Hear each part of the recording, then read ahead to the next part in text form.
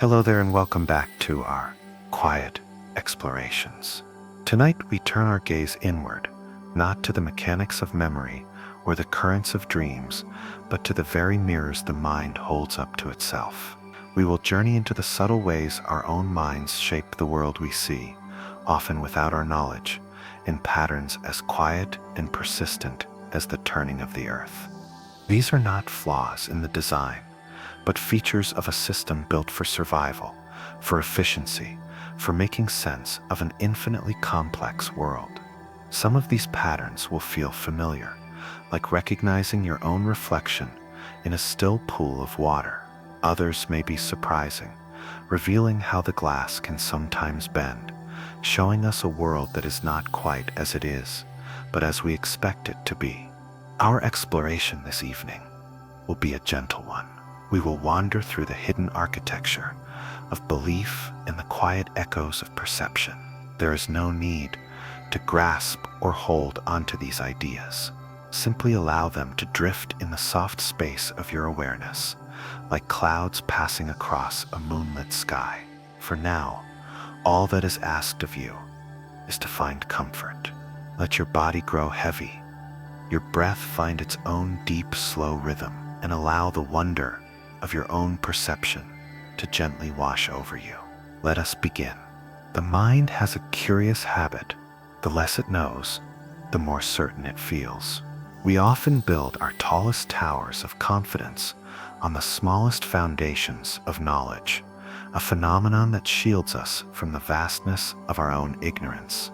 Psychologists call this the Dunning-Kruger effect, a cognitive bias where a lack of skill or knowledge can prevent a person from recognizing their own mistakes or incompetence. It is a paradox woven into the fabric of learning. The very awareness needed to assess one's own ability is a skill that comes only with experience. Imagine learning a new craft, perhaps painting, in the very beginning. After learning to hold the brush and mix a few colors, you might paint a simple landscape and feel a surge of profound accomplishment. In that moment, the world of art seems small and conquerable. You see the canvas, the paint, the image, and believe you have grasped the essentials. This feeling of certainty is not arrogance, but a kind of cognitive innocence. Your mind, working with the limited information it has, concludes that the journey is short because it cannot yet see the mountains on the horizon. But as you continue to practice, you begin to see more. You notice the subtle play of light and shadow, the infinite shades of green in a single leaf, the complex techniques of perspective and composition.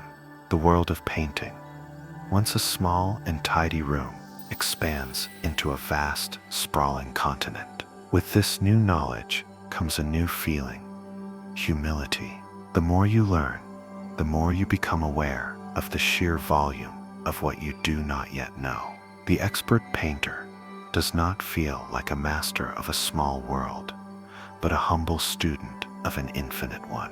They are more likely to notice the flaws in their own work, to speak of their ongoing learning, because their vision is clear enough to see the endless path that still stretches before them. This gentle pattern appears everywhere in life. The novice driver, who feels invincible after a few weeks on the road. The amateur philosopher, who believes they have solved the great mysteries after reading a single book. The mind, in its effort to create a stable sense of self, protects us from the unsettling feeling of incompetence. It draws a small, neat circle around what we know and temporarily hides the wilderness that lies beyond. Understanding this is not about judging our past selves for their overconfidence. It is about recognizing that the journey into knowledge is also a journey into humility. It teaches us to be patient with ourselves and with others, to understand that certainty is often a temporary shelter, not a final destination. True wisdom, perhaps, is not found in the certainty of the shore, but in the quiet courage to acknowledge the vast, uncharted ocean within. We do not always see the world as it is, but as our own stories have already written it. The human mind is not a passive window pane, allowing reality to pass through unaltered. It is an active storyteller, and like any good storyteller, it has its favorite themes, its preferred characters, and its chosen endings. This tendency is known as confirmation bias, the quiet, unconscious habit of seeking, interpreting, and remembering information in a way that confirms our pre-existing beliefs or hypotheses. It is one of the mind's most efficient and most invisible filters. Think of your beliefs as well-worn paths through a dense forest. Walking these paths is easy, comfortable, and requires little effort. Your mind knows the way, recognizes the familiar trees and stones, and moves with a confident, automatic rhythm. When new information appears, the mind must decide what to do with it. Information that lies directly on this familiar path is immediately noticed and picked up, reinforcing the trail and making it even clearer. A fallen leaf that matches the color of the others, a smooth stone that fits the pattern underfoot. These are the facts that align with what we already believe. They feel right, true, and are effortlessly integrated into our understanding. But information that contradicts our beliefs lies off the path, in the thick, unexplored undergrowth. To engage with it requires effort. It means stopping, pushing through tangled branches, and navigating unfamiliar terrain. More often than not, the mind, in its quest for cognitive ease, simply walks on by. It doesn't consciously reject the contradictory evidence. It often fails to see it at all. The rustle in the bushes, the strangely colored flower hidden in the shade, these details are filtered out, deemed irrelevant to the journey along the established path. If you believe a certain person is unkind, your mind will meticulously collect every instance of a sharp tone or an impatient gesture, while letting moments of their generosity or warmth pass by unnoticed. Your belief becomes a self-fulfilling prophecy, not because reality has changed, but because your perception has been carefully curated. This mental habit is not born of dishonesty, but of efficiency. The brain processes an incredible amount of information every second, and using existing beliefs as a filtering system saves enormous energy. It creates a stable, predictable world. However, it can also trap us in echo chambers of our own making, where our assumptions are constantly reinforced and our perspectives slowly narrow. Becoming aware of this bias is like learning to pause on that forest path. It is the practice of consciously looking to the sides, of asking what might exist in the shadows just beyond the familiar trail. It does not mean abandoning our paths entirely, but simply acknowledging that the forest is far larger than the trail we walk. And so we move through our days, not in a landscape of pure objective reality, but in a garden of our own tending, watering only the flowers we already expect to see bloom. Our memory is not a faithful scribe, recording every moment of our lives with impartial accuracy. It does not keep a perfect, unbroken ledger of our days, where each hour is given equal weight and value. Instead, the mind is a master storyteller, and like any great artist, it knows that a story is not defined by its length, but by its most powerful moments.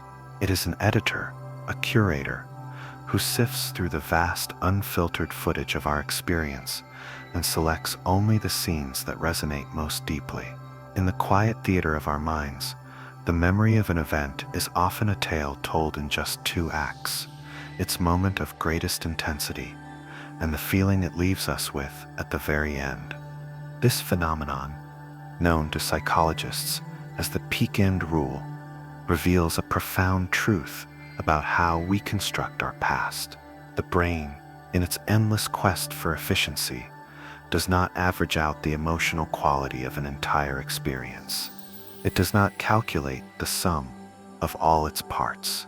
Instead, it creates a cognitive shortcut, It seizes upon the peak, the moment of the most intense feeling, whether it be joy, awe, pain, or fear, and the end, the final emotional note, upon which the experience concludes. These 2 points become the anchors of the memory, and the long, often neutral, stretches in between simply fade into the background, like the quiet, forgotten pages of a novel between its most dramatic chapter and its final sentence. Consider a long vacation, a journey of many days. There may have been moments of mild boredom, a long wait at an airport, a meal that was merely adequate, an afternoon where the weather was gray and uneventful. If memory were a perfect logbook, these neutral moments would dilute the overall recollection, pulling the average down. But the mind works differently. It remembers the peak, that one breathtaking sunset, viewed from a cliff top, a moment of profound connection with a loved one, a sudden, exhilarating burst of laughter that seemed to make time stand still, and it remembers the end. The quiet, contented feeling of the last evening, sitting in a warm cafe, a sense of peaceful completion as you watch the city lights begin to glow. When you look back on that trip years later, it is these moments that shine. The memory is not a blurry average of the entire week. It is a sharp, vivid portrait of the sunset and the feeling of that final peaceful night. The storyteller has chosen its scenes, and the story it tells is one of beauty and contentment, the neutral details edited out in service of a more powerful narrative. This same principle shapes our memory of difficult experiences as well. A visit to a doctor or a challenging project at work may be filled with long periods of mild discomfort or steady, unremarkable effort, but the memory will be disproportionately colored by its most difficult moment, a peak of stress or frustration, and by how it felt when it was finally over. This is where the power of the end becomes so crucial, an experience that is painful in the middle, but concludes with a sense of relief, reassurance, and kindness can be remembered far more positively than one where the pain is the very last sensation. A dentist who spends a few quiet, calming moments with a patient after a difficult procedure can literally rewrite the memory of the event. The end provides the final emotional lens through which the entire experience is viewed and stored away. It is a final brushstroke that can change the tone of the entire painting. Understanding this quiet pattern of the mind can be deeply empowering. It teaches us that we have a gentle influence over our own past, not by changing what happened, but by shaping how it concludes. We can learn to become the conscious curators of our own endings. A difficult day can be softened by a final few moments of quiet gratitude before sleep. A stressful meeting can be redeemed by a sincere word of thanks at its close. A challenging workout can be framed by the peaceful feeling of a long, slow stretch at the end. We learn that life is not just a sequence of events, but a collection of stories we tell ourselves. And in every story, the ending holds a special power. It is the lasting echo, the final flavor, the quiet light that lingers in the mind long after the day itself has faded into the past. In our modern world, we have come to believe that freedom is a synonym for infinite choice. We stand before shelves lined with 100 varieties of cereal, scroll through endless catalogs of films and songs, and browse through countless potential paths for our lives, believing that this vast expanse of possibility is the ultimate expression of liberty. Yet the mind, in its deep and ancient wisdom, knows a different truth.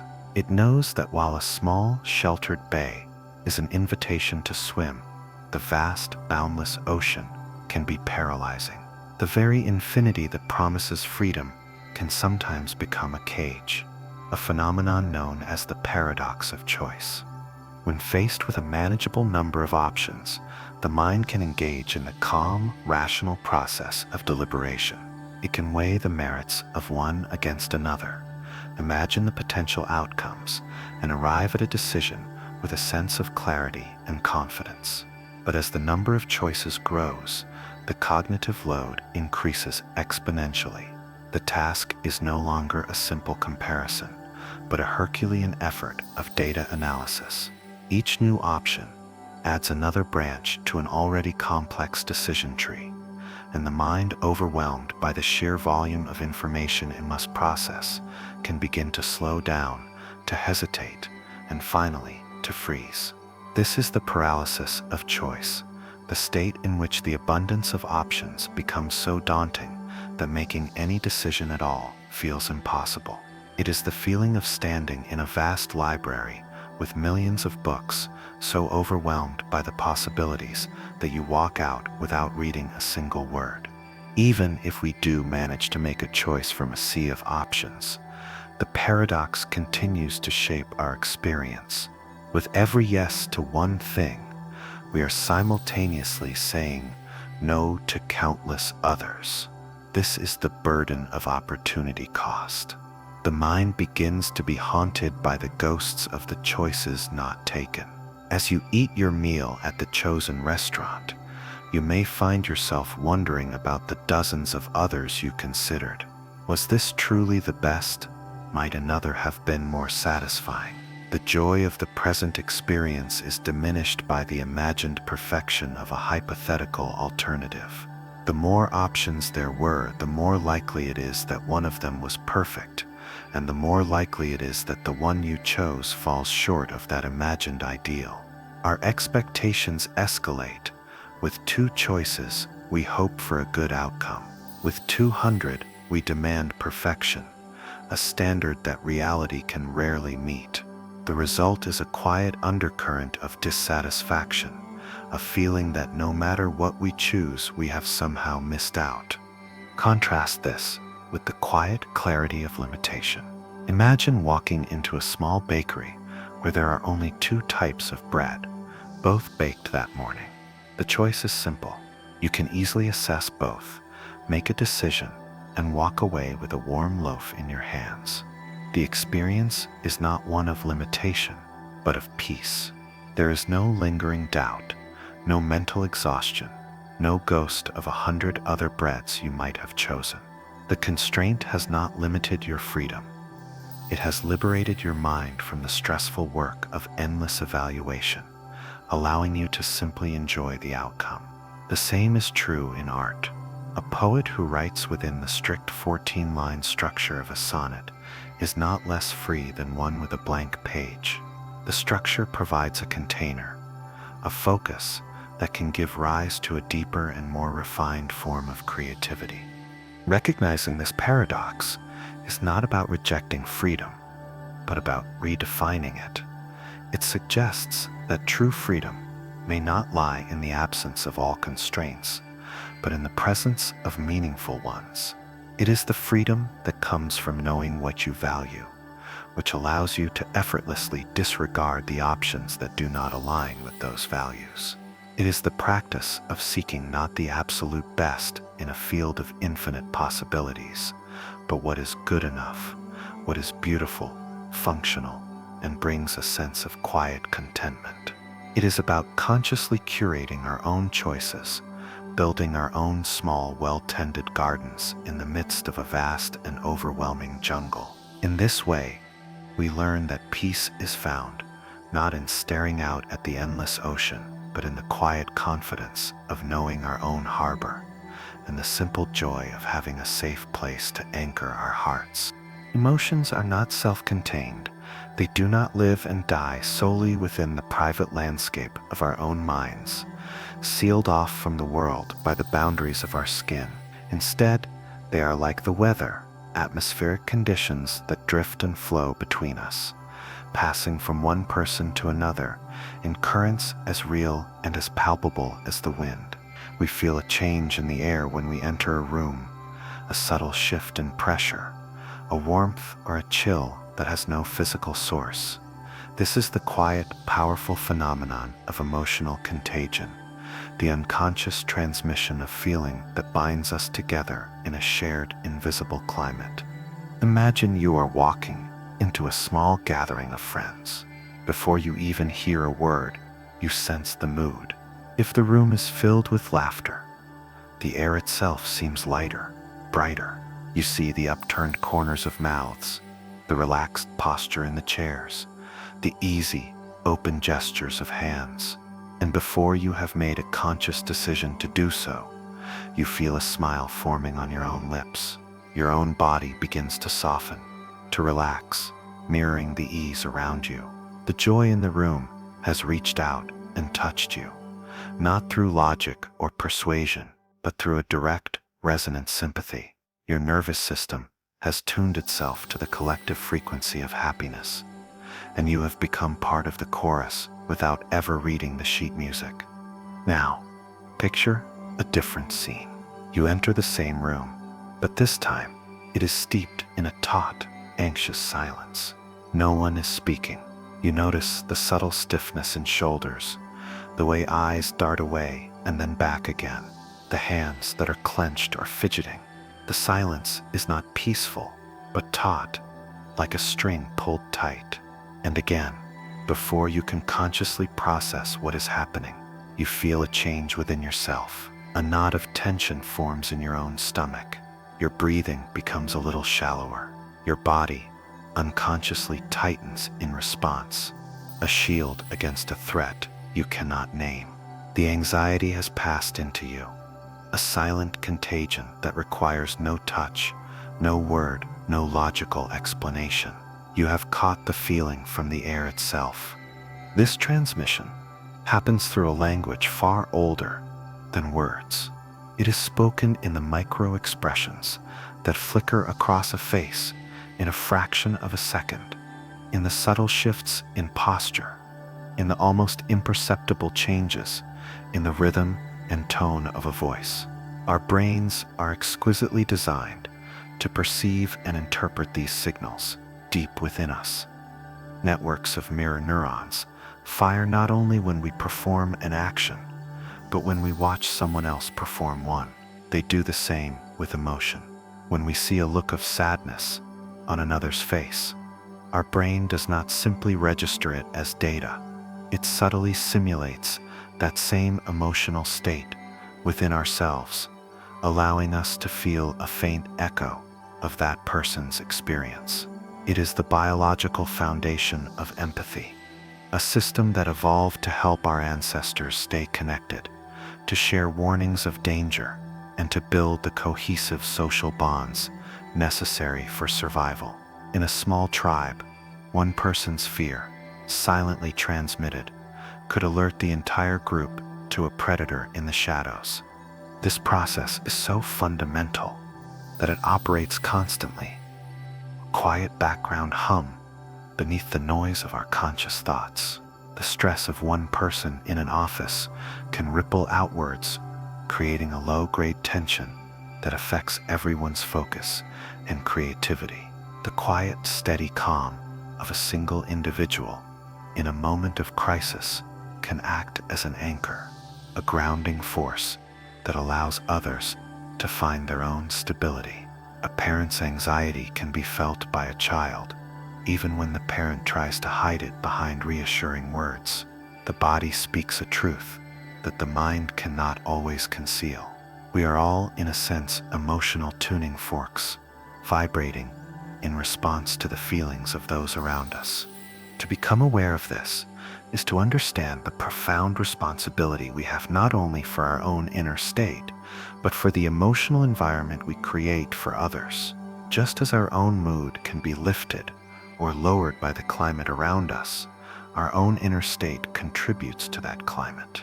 By cultivating our own sense of peace, we are not just engaging in an act of self-care, we are offering a quiet gift to everyone we encounter.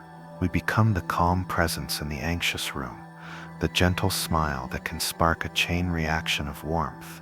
We are reminded that we are not isolated islands of feeling, but interconnected parts of a vast emotional ecosystem, where a single gentle breath of kindness can travel farther than we could ever imagine. Familiarity is a quiet and powerful architect of the heart. It builds bridges of affection where none existed, not with grand gestures or dramatic events, but with the simple, steady material of repeated presence. We often believe that our preferences are born of deep analysis, that our friendships are forged in moments of profound connection, and that our tastes are a reflection of our unique and discerning character. And while all of this can be true, there is a deeper, more subtle force at work, a gentle current that pulls us toward that which we already know. This is the proximity principle, or the mere exposure effect, the remarkable tendency for us to develop a preference for people, things, and ideas simply because we have encountered them before. Consider the landscape of your daily life. There may be a person you see every morning on your commute, a face in the crowd at the same train station or in the same coffee shop. In the beginning, this person is a neutral part of the scenery, no different from the lamppost or the familiar pattern of the tiles on the floor. You do not speak, you do not interact. There is no exchange of information, no event to mark your encounters. And yet, over weeks and months of these silent shared moments, a subtle shift occurs. The face is no longer just a face. It becomes a familiar face. Seeing them brings a flicker of recognition, a small, unconscious signal of safety and predictability in a world of constant flux. If one day they are not there, you might feel a faint, inexplicable sense of absence. Should circumstances finally lead you to speak, you would not be starting from zero. You would be starting from a foundation of quiet familiarity, a sense of connection built without a single word. This same gentle process shapes our relationship with art, with music, with ideas. A new song on the radio might at first sound jarring, its melody unfamiliar, its rhythm strange. Your initial reaction might be one of indifference or even dislike, but after hearing it multiple times, drifting from a passing car, playing in a store, reappearing on your playlist, the brain begins its quiet work of mapping this new territory. The unfamiliar chords become predictable. The once strange melody carves a groove in your auditory memory. The brain, which craves patterns and predictability, begins to process the song with less and less effort. This cognitive ease is experienced as a pleasant feeling. The song has not changed, but your relationship to it has. The jarring noise has transformed into a familiar comfort, and one day you find yourself humming along, having grown to love the very thing you once dismissed. The roots of this principle lie deep in our evolutionary past. For our ancient ancestors, the world was filled with potential threats. In this environment, a simple heuristic for survival would have been powerful. What is familiar is likely safe. An animal, a plant, or a human that you have seen repeatedly and which has not harmed you is probably not a danger. A novel stimulus, on the other hand, is an unknown quantity. It could be a source of food, but it could just as easily be a predator or a poison. The brain thus developed a preference for the known, a subtle approach instinct toward the familiar, and a cautious wait-and-see attitude toward the new. This ancient wiring remains with us today, a quiet, invisible bias that shapes our social worlds and our aesthetic tastes. It is why advertisements rely on repetition, why political slogans are chanted, and why we often find comfort in rereading a beloved book or rewatching an old film. To understand, this is to see the world with a softer focus. It reveals that connection is not always an event, but often a process, a slow and patient accumulation of presence. It is the steady warmth that builds between colleagues who share an office space, the trust that grows between neighbors who share a garden wall, the love that deepens between partners who share countless quiet, unremarkable mornings. Grand moments of connection are the beautiful, bright flowers in the garden of a relationship, but familiarity is the rich, dark soil from which they grow. It is the silent, daily work of being present in each other's lives that allows the roots of affection to take hold. We learn that a sense of belonging is often forged not in the fire of intense experience, but in the gentle, persistent light of everyday nearness. The logic of human connection is not always a straightforward exchange of equal measures. We often assume that the surest path to building affection is through giving, that the way to earn another's friendship is to offer them our help, our resources, our time. In this model, relationships are like a balanced scale, where our kindness is a weight we place on one side, hoping to receive a corresponding weight in return.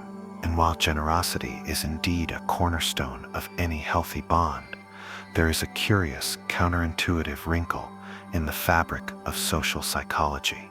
Sometimes, the most effective way to forge a connection is not to offer a favor, but to ask for one. This gentle paradox is known as the Ben Franklin effect.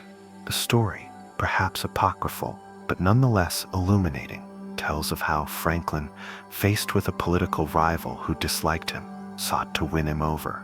Instead of showering the man with flattery or favors, Franklin did the opposite. He wrote to his rival and asked if he might borrow a rare and valuable book from the man's personal library. The rival, surprised but flattered, agreed. Franklin returned the book a week later with a simple note of thanks. The next time they met, the man who had once been a staunch opponent greeted Franklin with a newfound warmth and civility, a friendship that would last a lifetime. The magic of this interaction lies not in the book itself, but in the subtle psychological dance it initiated. When we perform a favor for someone, our mind, which seeks consistency between our actions and our feelings, engages in a quiet process of self-justification. We unconsciously ask ourselves, why did I do this for this person? If there is no obvious external reward, no payment, no obligation, the mind must find an internal one. The most logical and satisfying answer is, I must have done it because I like them.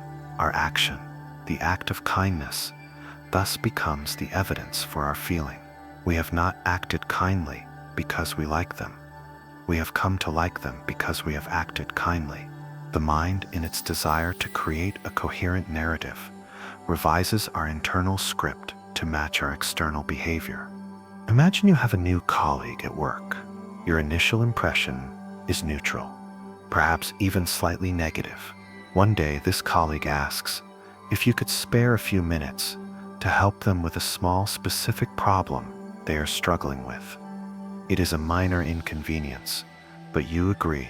As you explain the solution, you see the look of gratitude on their face. You have performed a small act of generosity. Later, as your mind reflects on this interaction, it begins its quiet work of reconciliation. The action of helping is dissonant with the initial feeling of indifference. To resolve this cognitive dissonance, the mind subtly softens the feeling. Perhaps they are not so bad after all. It might whisper, they were polite in asking. They seemed genuinely appreciative. You have invested a small piece of yourself, your time, your knowledge into this person, and like any investment, you now have a small vested interest in its success. Your perception begins to shift, not because of anything they have done for you, but because of what you have done for them. This effect reveals a deep truth about the nature of relationships. We do not only value those who give to us, we grow to value those to whom we give. The act of contributing to another person's well-being forges a bond. It transforms the other person from a stranger into someone we have helped, someone whose story we have briefly entered. Asking for a favor is therefore an act of trust. It is an implicit compliment. It communicates that you see the other person as capable, as knowledgeable, as kind. It offers them an opportunity to see themselves in a positive light, to be the generous and helpful person that most of us aspire to be. The request is not a burden, but an invitation for them to align their actions with their own best self, and in doing so, to reframe their perception of you. This does not mean we should seek to manipulate others with constant, insincere requests. The power of the effect lies in its authenticity. It works best with small, genuine needs, where the request is reasonable and the act of helping is not a significant burden. It is about understanding that relationships are not just built on receiving, but on the delicate interplay of both giving and taking. It is the vulnerability of asking for help that can open a door that was previously closed. It is a reminder that sometimes the strongest connections are forged not when we display our strength and independence, but when we have the quiet courage to reveal our need, and in doing so, allow another person the simple, profound grace of being able to help. We navigate our social world as if we are all gifted with a secret and extraordinary sense. It is a sense that allows us to look beyond the surface of another person's actions and see into the hidden landscape of their mind. We perceive not just what people do, but what they intend, not just what they say, but what they mean, not just their expressions, but the feelings that lie beneath them. This remarkable human capacity, the ability to infer the mental states of others, their beliefs, desires, intentions, and emotions, is known as theory of mind. It is not a formal scientific theory, but a deep, intuitive understanding that other beings have minds of their own, with inner worlds as rich and as complex as our own. This sense begins to awaken in early childhood. A very young child may assume that everyone knows what they know and sees what they see. If they hide an object while a parent is out of the room, they might be genuinely surprised that the parent does not know where it is. But as they grow, a profound cognitive shift occurs. They begin to understand that another person can hold a false belief, that what is in someone else's mind can be different from what is true in the world. This is the dawn of theory of mind, the moment a child realizes they are not the center of a single universal consciousness, but an independent mind living amongst other independent minds. It is the foundation for all meaningful social interaction, the key that unlocks the door to empathy, deception, cooperation, and even storytelling. Imagine a simple everyday interaction. Someone asks you for the time. Your response is not merely to read the numbers on your watch. Your theory of mind instantly goes to work. You infer their intention. They want to know the time because they have somewhere to be, or they are curious about how the day is progressing. You infer their belief. They believe you have a watch or a phone, and that you are willing to share this information. You infer their emotional state. They are likely neutral, simply seeking a piece of data.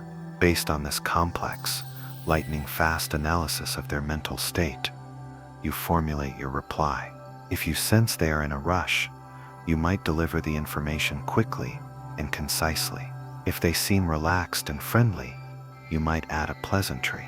The entire exchange, which feels simple and automatic, is a masterful performance of mental inference.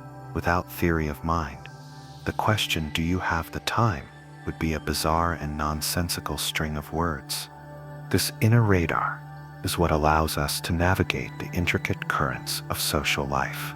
It is what enables us to understand a joke, to feel the weight of an unspoken sadness in a friend's voice, to recognize the difference between an accidental bump and an intentional shove. It allows us to teach by imagining what a student does and does not yet understand. It allows us to negotiate by anticipating the desires and strategies of the other party. It allows us to comfort by sensing what another person is feeling and what might bring them solace. When we read a novel or watch a film, our theory of mind is fully engaged. We are not just watching characters move and speak, We are constantly inferring their motives, their secrets, their hidden fears and desires. The story comes alive precisely because we can imagine the rich inner lives that are driving the plot forward. When this ability is impaired, as it can be in certain neurological conditions, the social world can become a confusing and unpredictable place. The subtle cues that most of us read effortlessly, the meaning in a raised eyebrow, the intention behind a sarcastic tone, can become invisible. Social interactions can feel like trying to read a book written in a foreign language, where you can see the words but cannot grasp the story. The struggles faced by individuals with an impaired theory of mind highlight just how much the rest of us rely on this constant, unconscious stream of social perception. We are all in every moment of interaction, amateur psychologists, constantly building and revising theories about the minds of those around us. To contemplate, this is to be filled with a sense of wonder at the profound connection we share. It reveals that empathy is not just a soft, sentimental feeling, but a sophisticated cognitive skill. It is the active, imaginative work of stepping outside of our own consciousness and attempting to inhabit, however briefly, the perspective of another. It reminds us that every person we meet is the protagonist of their own epic story, a story that unfolds in the silent, private theater of their own mind. Our ability to catch even a fleeting glimpse of that inner world is one of the most beautiful and deeply human gifts we possess. It is the invisible thread that weaves individual lives together into the grand, complex, and interconnected tapestry of society. There are moments in our lives when a decision arrives not as the conclusion of a long and reasoned argument, but as a quiet, sudden knowing. It is a feeling that surfaces from some deep, inaccessible part of ourselves, a gentle but firm nudge in a particular direction. We call it a hunch, a gut feeling, a sixth sense. This is the voice of intuition, and while it often feels mystical, as if it were a message whispered from some external source, its origins are far more intimate. Intuition is the mind's own deep and silent poetry, the art of knowing without knowing how you know. The conscious mind, the part of our awareness that we identify with most strongly, works in a linear, deliberate fashion. It processes information sequentially, examines evidence, weighs pros and cons, and builds its conclusions step by logical step. It is the part of us that makes lists, follows instructions, and speaks in the clear grammatical sentences of language. But beneath this bright, well-lit surface of rational thought lies the vast, dark ocean of the unconscious. And this part of the mind works differently. It is not a logician, but a pattern matcher. It thinks not in words, but in images, feelings, and associations. And it processes a staggering amount of information in parallel, all at once. Throughout our lives, with every experience we have, every face we see, every mistake we make, and every success we achieve, the unconscious mind is quietly learning. It is absorbing vast stores of data, far more than our conscious awareness could ever hope to manage. It learns the subtle patterns in a person's body language that signal trustworthiness or deceit. It learns the almost imperceptible cues in the environment that suggest an opportunity or a threat. It memorizes the emotional flavor of past decisions, linking choices to their eventual outcomes in a complex, nonverbal web of knowledge. This immense library of experience is not stored in neat, alphabetized files. It is a living, interconnected network, a landscape of feeling and memory. Intuition is the moment when this vast, silent database delivers a conclusion to the conscious mind. Because the processing happened in the unconscious, we have no access to the steps that led to the answer. The logical proof is missing. We are simply handed the result, a clear and resonant feeling. Trust this person. take this path. Wait, the conscious mind, which is accustomed to seeing the full argument, can be skeptical of these pronouncements. It can feel irrational, even magical, but the feeling is not magic. It is the product of an incredibly sophisticated form of high-speed parallel processing. It is your own deep experience, distilled into a single potent drop of wisdom. Consider an expert in a complex field, a seasoned firefighter entering a burning building, a master chess player contemplating a board, an experienced doctor diagnosing a difficult illness. These experts often speak of making decisions based on gut feeling. The firefighter might suddenly feel an overwhelming urge to evacuate a building moments before it collapses, without being able to articulate exactly why. The chess master might feel that a certain move is right, even before they have calculated all its possible consequences. The doctor might have a hunch about a patient's condition that sends them looking for evidence they might otherwise have missed. This is not guesswork. It is their years of accumulated unconscious knowledge, all the thousands of fires they have studied, the countless games they have played, the innumerable patients they have seen, being processed at once to recognize a familiar critical pattern. Their intuition is not a substitute for reason. It is a highly refined form of it. For all of us, intuition is a quiet guide that can be cultivated and listened to. It speaks most clearly when the conscious mind is quiet. This is why intuitive insights often come to us in moments of relaxation, in the shower, on a long walk in nature, just before falling asleep, when the loud chattering voice of our analytical brain has finally stepped aside. Learning to trust our intuition is a delicate dance. It is not about blindly abandoning logic and reason. It is about learning to respect these quiet, holistic feelings as valuable pieces of data. It is the practice of pausing when a strong gut feeling arises and asking with gentle curiosity what it might be trying to tell us. It is the understanding that our mind has two distinct and complementary ways of knowing the world: the clear, focused beam of a spotlight and the soft, all-encompassing glow of a lantern. And true wisdom lies in knowing how to use them both, navigating the path of life with both the map of reason and the quiet, unerring compass of the heart. The world of our dreams is a strange and boundless territory. It is a place where the familiar laws of physics bend and break, where time can stretch and collapse, and where the landscapes of our past merge with the architecture of our imagination. We often awaken from these nightly journeys, feeling as though we have visited a realm of pure, nonsensical fantasy, a chaotic theater of the absurd.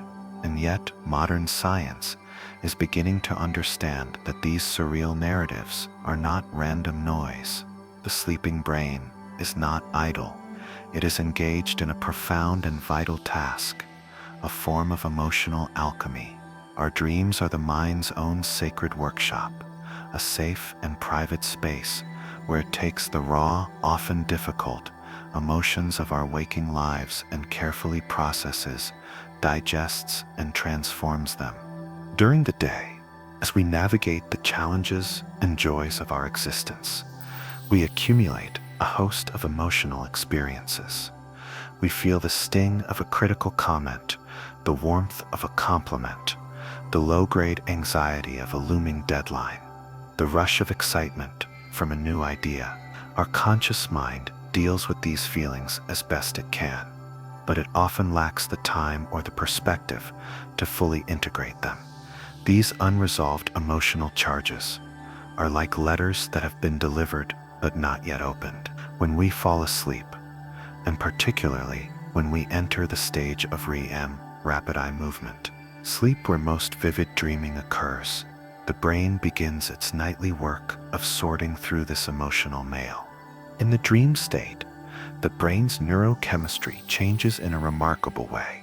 The prefrontal cortex, The seat of rational thought and impulse control becomes less active.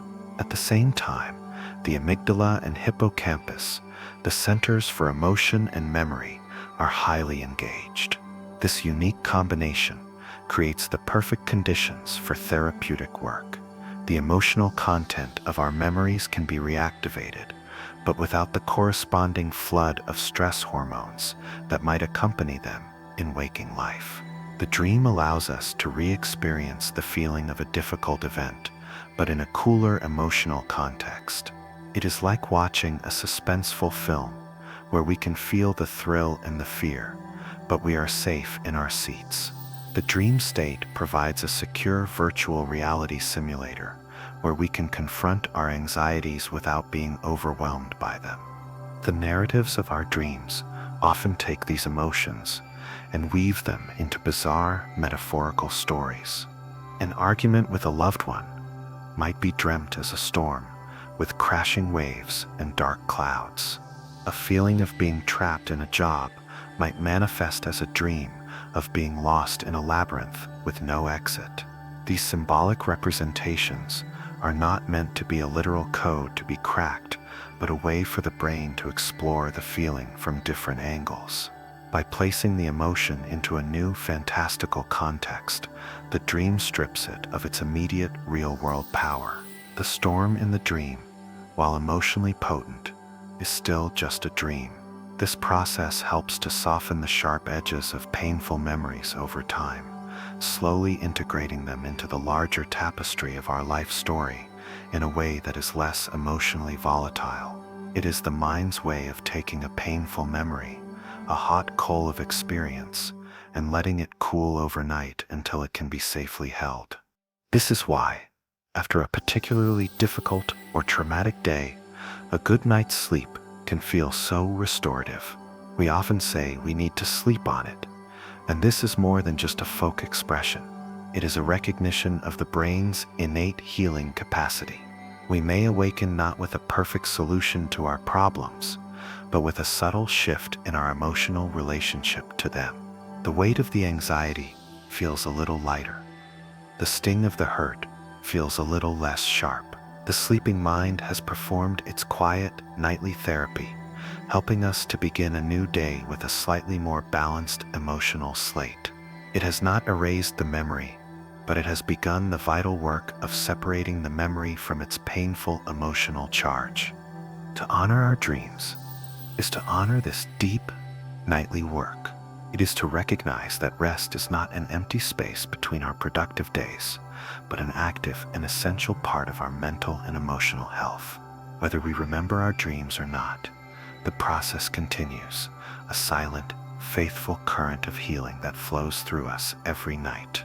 We are reminded that even in the deepest darkness, in the wild and unpredictable landscapes of our own unconscious, the mind is always, quietly, patiently, working to find its way back to a place of balance, integration, and peace. The human mind does not always solve problems through sheer force of will. We often believe that the path to a solution is a straight, well-lit road, a path of intense, focused effort, where the answer must be hunted down with the relentless spotlight of our conscious attention. We sit at our desks, furrow our brows, and wrestle with a problem, believing that the harder we push, the sooner the lock will yield. And sometimes it does. But there are certain kinds of problems, the ones that are tangled and complex, the ones that require not just logic, but a leap of insight, that resist this direct assault. For these challenges, the mind has a quieter, more patient strategy. The solution is found not in the struggle, but in the surrender. This is the gentle magic of the incubation effect. The experience of having a solution to a problem suddenly appear in our consciousness long after we have stopped actively thinking about it. It is the aha moment that arrives not in the heat of the battle, but in the quiet peace that follows. It is the name that was on the tip of your tongue, which you finally remember hours later while you are washing the dishes.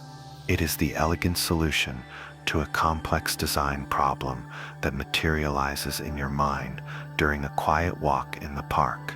The mind, it seems, continues its work in the silent hidden chambers of the unconscious long after the conscious self has declared a ceasefire. Imagine your conscious mind as a dedicated and diligent gardener working in a small, focused patch of soil. When faced with a difficult problem, the gardener works tirelessly, turning over the same patch of earth again and again, examining every clump of dirt, every tangled root. This focused effort is crucial. It is the phase of gathering information, defining the problem, and exploring all the known logical solutions. The gardener is saturating the soil with the necessary ingredients, but after a time, this focused digging can become counterproductive. The gardener becomes stuck in a rut, following the same familiar furrows, unable to see the problem from a new perspective. They have reached a state of impasse, where more effort only deepens the old fruitless trenches. This is the moment to step away. The gardener, frustrated and fatigued, decides to leave the patch of soil and attend to other parts of the garden. They might go to weed the flower beds, or prune the roses, or simply sit on a bench and watch the clouds. This is the incubation period. The conscious mind has turned its attention elsewhere. It is distracted, relaxed, but beneath the surface, in the quiet darkness of the soil, the work continues. The seeds of the problem, saturated with all the information and effort from the earlier phase, are left to germinate. Without the constant, focused digging of the conscious mind, new connections can begin to form. Roots can spread in unexpected directions. The unconscious mind, free from the rigid constraints of linear logic, begins to make novel associations, to connect disparate ideas, to see the problem not as a single clump of earth, but as part of the entire garden's ecosystem. And then, in a moment of quiet receptivity, the insight breaks through. As the gardener is peacefully watering the roses, a new idea shoots up from the once barren patch of soil, fully formed. The answer seems to have arrived from nowhere, a gift from the muse, but it was not a gift from nowhere. It was the fruit of a patient, hidden process. The initial period of focused work was essential. It planted the seed, but the period of rest, of stepping away, was equally vital. It allowed the seed to grow. The conscious mind plants, but it is the unconscious that cultivates. This pattern teaches us a new kind of wisdom in our approach to challenges. It suggests that our moments of rest, of daydreaming, of engaging in unrelated, relaxing activities are not forms of procrastination or laziness. They can be an integral and productive part of the creative process. It gives us permission to be patient with ourselves when we feel stuck. It encourages us to build breaks into our work, to trust that a change of scenery can be as valuable as an extra hour of effort. It reminds us that some of the mind's most profound work is done when we are not trying to work at all. We learn to trust the quiet, underground rivers of our own thought, to know that even when the surface of the water is still, there are deep and powerful currents moving far below, slowly and silently, carving a new path to the sea. Our perception of the world is not an objective photograph of reality. It is a story, a painting, an interpretation, and the first brushstroke on the canvas holds an extraordinary and often invisible power.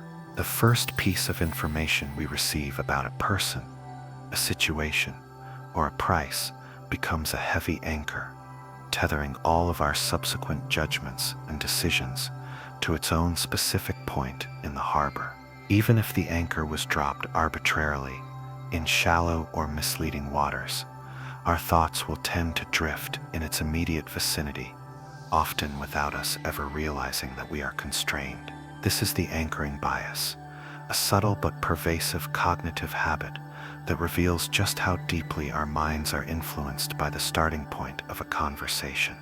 Imagine you are in a marketplace, looking at a beautifully crafted wooden box. You have no real sense of its value. The shopkeeper, sensing your interest, says, "This is a very special piece, a true work of art. I would normally sell it for $500.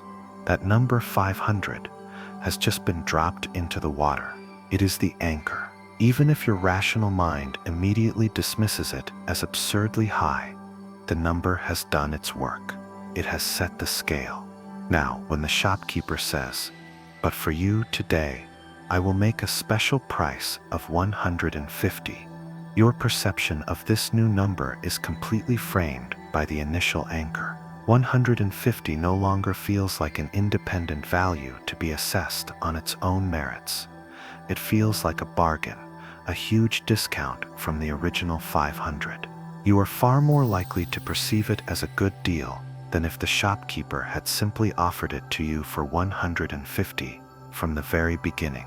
Your judgment has been pulled toward the initial arbitrary starting point. This same process unfolds in countless other situations. In a negotiation, the first salary figure mentioned becomes the powerful anchor around which the entire discussion will revolve. In a courtroom, a prosecutor's initial aggressive sentencing recommendation can influence a judge's final decision, even if the judge consciously tries to disregard it. When we are estimating an unknown quantity, the population of a city, the height of a tree, if we are first given a random number, even one we know to be irrelevant, our subsequent estimate will be unconsciously pulled toward it. The mind, faced with uncertainty, latches onto the first piece of concrete information it is given as a reference point, a place to begin its calculations. It gives this initial piece of data a disproportionate weight, treating it as a signal of truth, even when it is nothing more than noise. The anchoring effect works so powerfully because the mind is a creature of efficiency. When faced with a complex judgment, it seeks shortcuts. Adjusting from a known starting point is cognitively easier than generating an estimate from scratch. The problem is that we often fail to adjust far enough.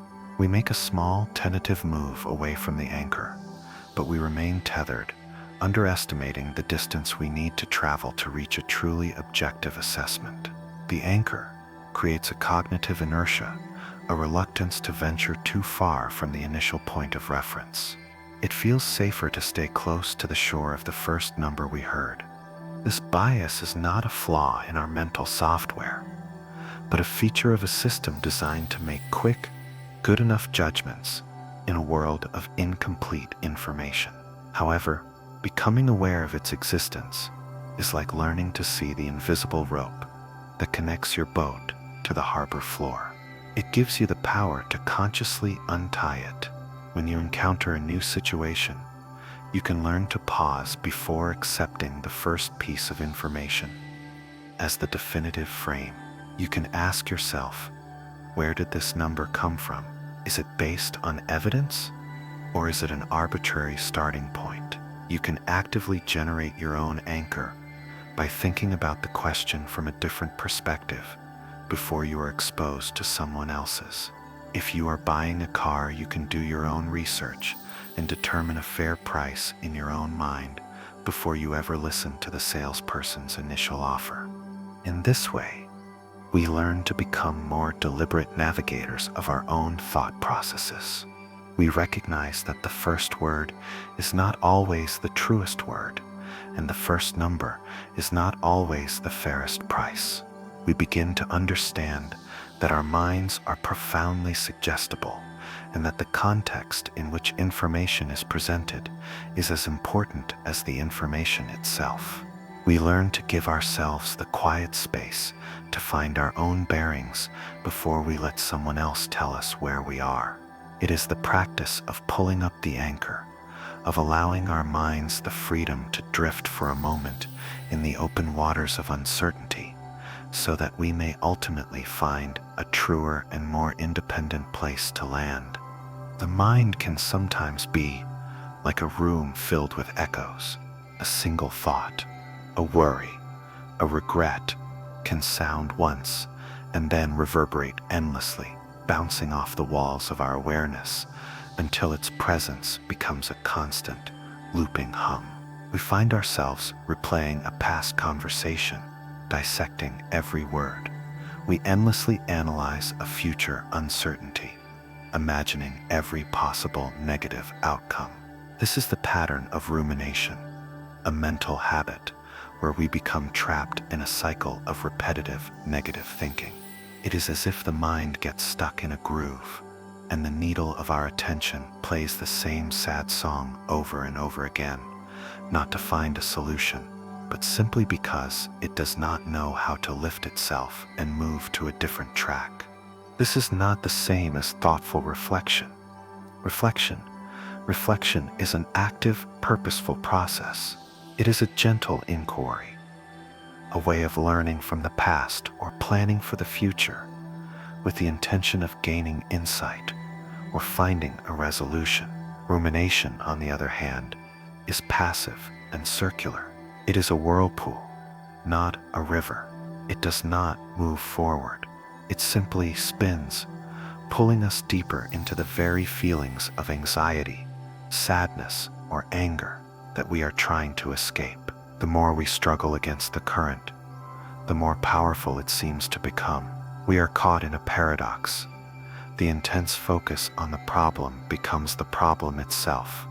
There is a gentle and ancient practice that offers a different way.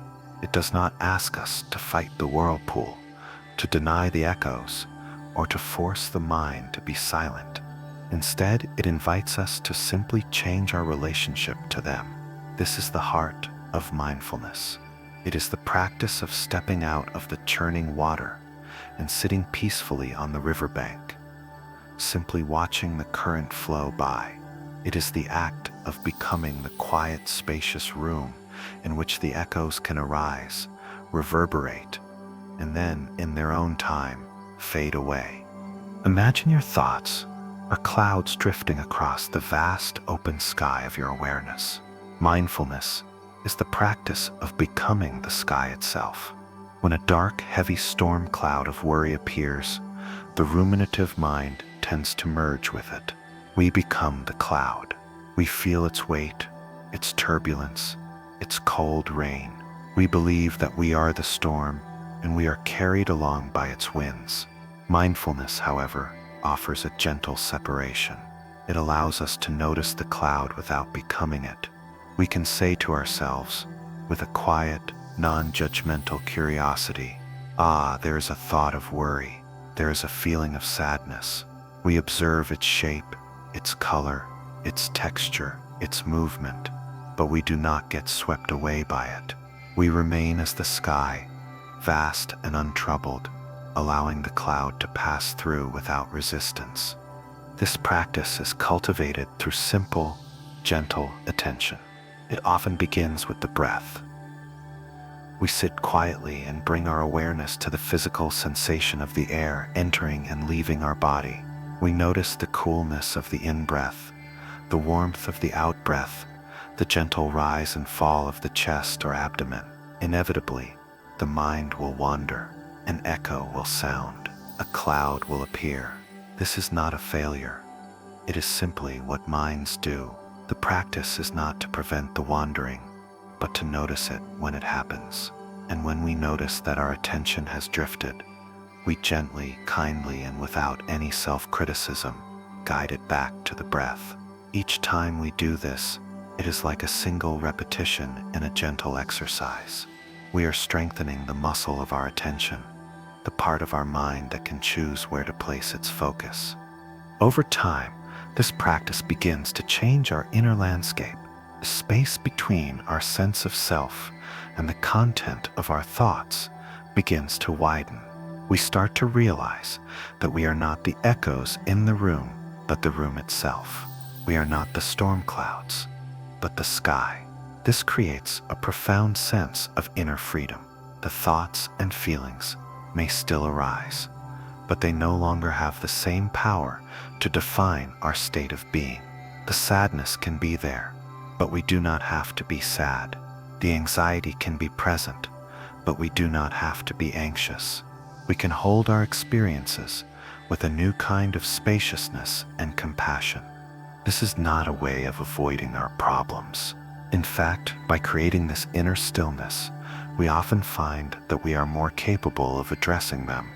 When we are not caught in the whirlpool of rumination, we can see the situation with greater clarity. The quiet mind can access deeper resources of creativity, wisdom, and resilience. The solutions that were invisible from inside the storm can become clear from the peaceful vantage point of the shore. We learn that we do not have to believe every thought that our mind produces. We can let them come and go, like sounds in a quiet forest, without having to follow every one. In this gentle act of watching, we discover a sanctuary of peace that has been within us all along, a silent, open sky waiting patiently behind the ever-changing weather of the mind. Our lives are, in many ways, a collection of stories we tell ourselves, repeated so often that we no longer notice we are telling them. These are our habits. They are the quiet, automatic scripts that guide so much of our daily existence, from the way we tie our shoes in the morning to the way we react in a moment of stress. We often think of our habits as being governed by willpower, as battles to be won or lost through sheer force of character. We believe that to build a good habit or break a bad one, we must simply try harder, be more disciplined. But the architecture of habit is more subtle and more elegant than that. It is not a test of strength, but a quiet, self-reinforcing loop, a silent engine that once started runs almost entirely on its own. This engine is known as the habit loop, a simple, three-part neurological pattern that is the foundation of every habit we possess. The first part of the loop is the cue. This is the trigger, the spark that tells our brain to go into automatic mode and which habit to use. A cue can be almost anything. A specific time of day, the morning alarm, a particular location, the kitchen, a preceding action, finishing a meal, an emotional state, feeling bored or stressed, or the presence of certain people. The cue is the unconscious signal that sets the entire process in motion. The second part of the loop is the routine. This is the behavior itself, the action or thought pattern that we perform. The routine can be physical, reaching for a cookie, cognitive, the spiral of worry, or emotional, a sudden burst of irritation. This is the part of the habit we are most aware of, the part we often focus on when we are trying to make a change. It is the visible manifestation of the deeper, invisible process. The third, and most crucial, part of the loop is the reward. This is what tells our brain that this particular loop is worth remembering for the future. The reward is not always a grand prize. It is often a subtle shift in our internal state. It could be the small burst of pleasure from the sugar in the cookie, the temporary distraction from an uncomfortable feeling provided by scrolling through social media, the sense of comfort that comes from a familiar, repetitive action. The reward satisfies a craving, and it is this satisfaction that wires the cue and the routine together, cementing the habit in our neural pathways. Over time, as this loop is repeated, it becomes more and more automatic. The connection between the cue and the routine becomes so strong that the craving for the reward begins the moment the cue is perceived. The habit is no longer a conscious choice. It is a deep neurological urge. To understand this loop is to hold the key to consciously reshaping our own behavior. It shows us that fighting the routine head-on with willpower is often a losing battle because it fails to address the underlying cue and the powerful craving for the reward. The most effective way to change a habit is not to resist the old loop, but to redesign it. The cue and the reward often remain the same. It is the routine that can be mindfully replaced. Imagine a habit of reaching for a sugary snack every afternoon around 3 o'clock. The cue might be the time of day and a dip in energy. The routine is eating the snack. The reward is the burst of sugar-fueled energy and the pleasant mental break from work. To change this habit, you would first identify this loop. Then, you would experiment with a new routine that can be inserted between the familiar cue and the desired reward.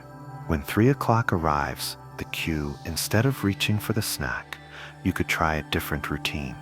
You could get up and walk around for 5 minutes. You could chat with a colleague. You could drink a cold glass of water.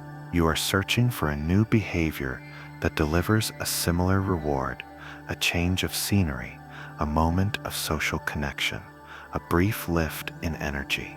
When you find a new routine that satisfies the old craving, the brain begins to rewrite the script. The new pathway strengthens, and the old one, no longer reinforced by the reward, begins to fade. This is not a process of deprivation, but one of substitution.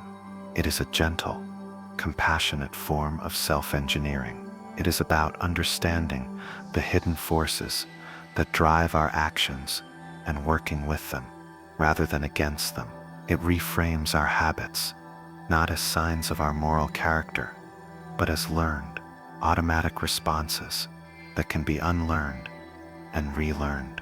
We see that we are not powerless in the face of our own ingrained patterns. We are the architects of our own inner worlds, and we have the quiet power to examine the blueprints of our daily lives, and with patience and awareness, to gently, deliberately, and lovingly build new pathways toward the person we wish to become. Within the inner landscape of the mind, there often resides a harsh and relentless critic. It is a voice that is intimately familiar, a voice that speaks to us in our own tone, and yet it is often far less kind than any voice we would use with another. This inner critic is a master of its craft. It points out our flaws with unerring accuracy. It replays our mistakes on an endless loop, and it holds us to standards of perfection that no human could ever hope to meet. When we stumble, when we fail, when we are in pain, this is the voice that often steps forward, not with comfort, but with judgment. We believe in some deep and often unconscious way that this harshness is necessary. We believe it is what motivates us, what keeps us in line, what pushes us to be better. But there is a quieter, more ancient wisdom that suggests this is not the only way. It suggests that the greatest source of strength and resilience is found not in the sharp sting of self-criticism, but in the gentle, unconditional warmth of self-compassion. Compassion is a word we usually reserve for others. It is the feeling that arises when we witness another's suffering, a feeling that involves not just sympathy, but a genuine desire to help alleviate that pain. Self-compassion is simply the act of turning this same gentle, supportive attitude inward.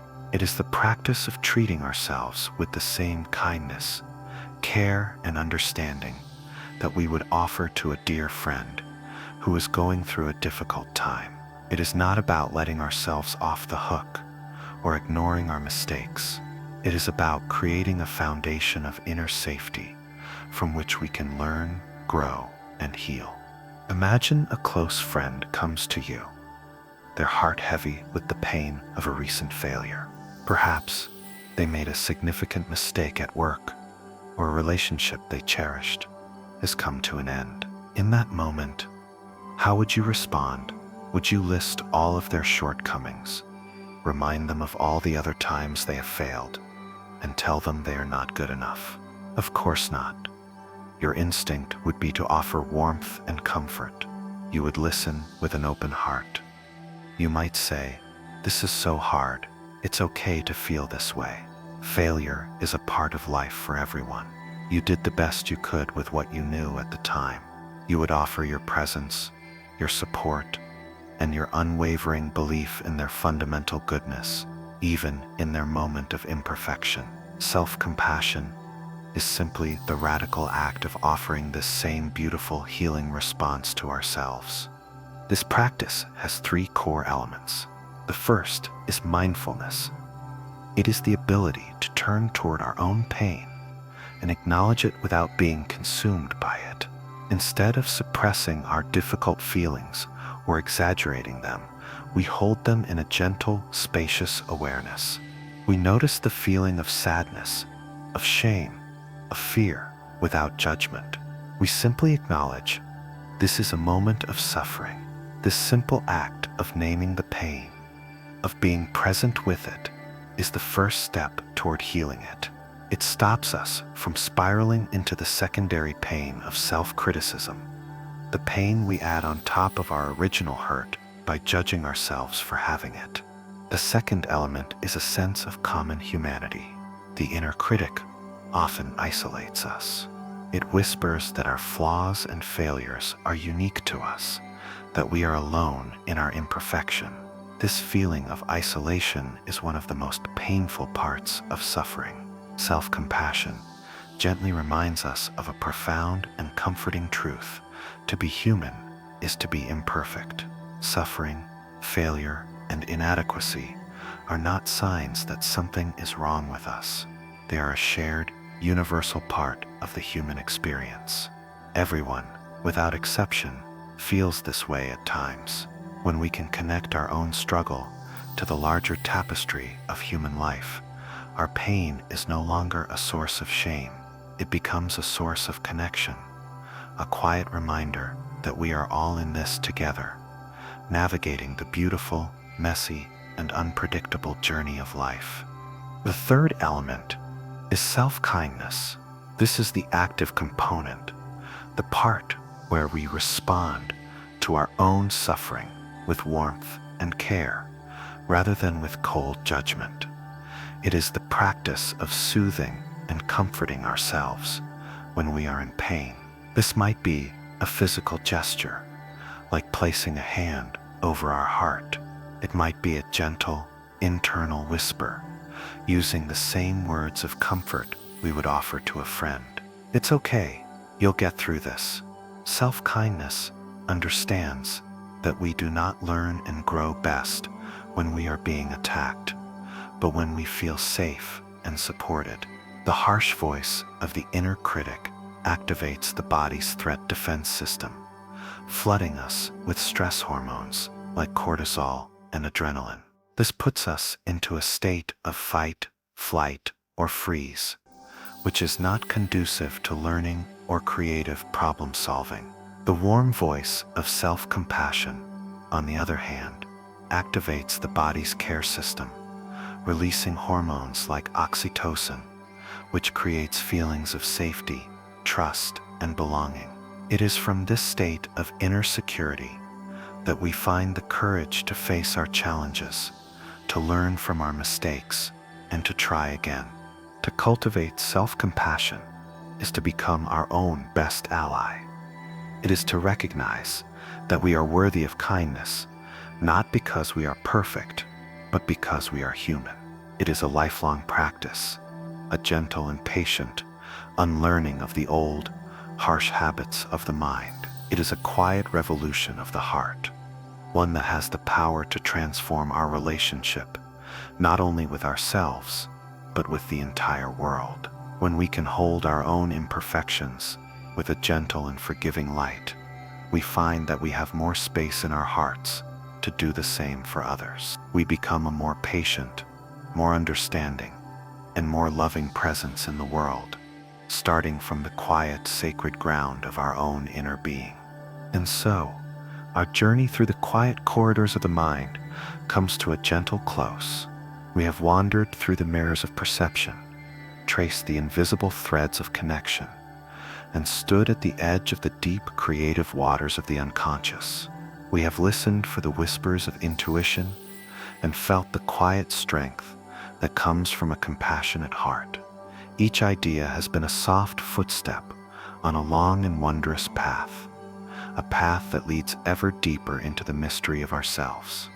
There is no need to hold on to any of these thoughts now. Let them dissolve like sugar in warm water into the peaceful and quiet state that is waiting for you. The mind, having been a place of gentle exploration, can now become a place of deep and effortless rest. The stories have been told, the echoes have faded, and the room is now still. Feel the weight of your body, a safe and heavy anchor in a sea of calm. Feel your breath, a slow and steady tide, rising and falling with no effort at all. Each breath is a gentle wave, washing away the last remnants of the day, leaving only the clean, smooth sand of the present moment. If any thoughts remain, you can simply watch them as they drift away, like small boats sailing out over a moonlit horizon, growing smaller and smaller until they disappear from view. There is nothing left to do, nothing to solve, nowhere to go. You are here in this quiet, safe, and peaceful space, and now you can simply let yourself drift, carried by the soft and gentle currents of the night, deeper and deeper into a peaceful and restorative sleep. Sleep well.